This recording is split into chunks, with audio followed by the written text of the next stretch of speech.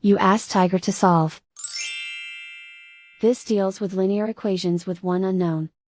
The final result is x equals 5/6. Let's solve it step by step.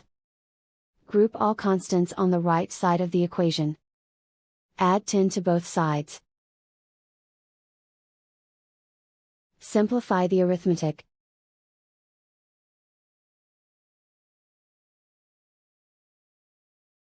Isolate the x. Divide both sides by 12. Simplify the fraction. Find the greatest common factor of the numerator and denominator. Factor out and cancel the greatest common factor. And so the final result is x equals 5/6.